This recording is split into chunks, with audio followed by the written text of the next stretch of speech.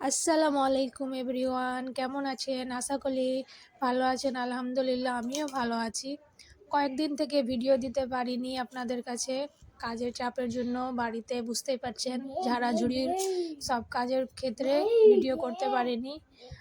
তো শুরু হয়ে গেছি বাড়িঘর ঝাড়ার জন্য। দেখতে পাচ্ছেন ঝাড়ছি, ঝাড়াঝুড়ি আপনাদের কাদের হয়ে গেছে বলবেন আমাকে কমেন্টে করে।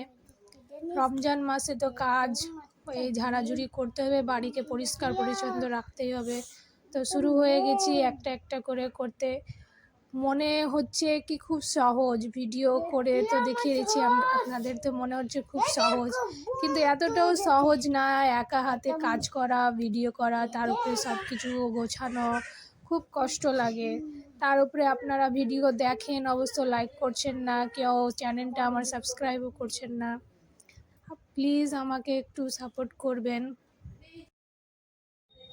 ভিডিওটা কেমন লাগছে বলবেন, কীরকম লাগছে আমাদের। আমি একাই কাজ করি, একাই বাড়ি ঘরে ঝাড়ু সব রান্নাবান্না একসঙ্গে আমি একাই সব কাজ করি। আর দেখেন সঙ্গে সঙ্গে আমার ছোট বাবু সায়ান বাবু কীরকমভাবে আমাকে বিরক্ত করে কাজের ক্ষেত্রে। আপনারা বলবেন আপনাদের ছোট ছেলে মেয়ে আপনাদের সঙ্গে এরকম করে কি না। আমার তো খুবই আমাকে বিরক্ত করে, মানে খুবই বিরক্ত করে মাঝে মধ্যে।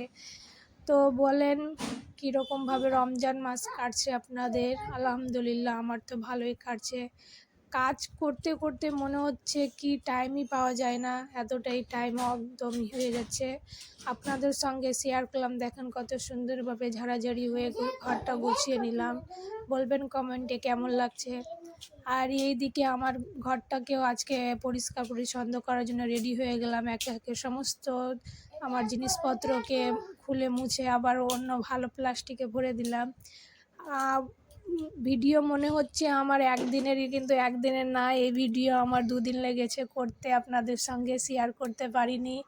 আগেই তো বললাম শেয়ার করতে পারিনি। দেখেন একা একা করছি। এইদিকে গোটা ভিডিও আপনাদের কাছে তুলে ধরতে পারিনি, তার জন্য মাফ করবেন, গোটা ভিডিও তুলে ধরতে পারিনি। আর এইদিকে কাজ করে ঝাড়াঝুড়ি করে ইফতারের জন্য রান্না বান্না করতে রেডি করে চাপিয়ে দিলাম। এদিকে ঘুগনি, আজকে করলা ভাজি, আর আজকে শাক করেছি, গিমার শাক। দেখতে পাচ্ছি গিমার শাক করেছি, কেমন লাগবে বলবেন। আর আমার ভিডিওটি ভালো লাগলে লাইক করবেন। বাই, আল্লাহ হাফেজ।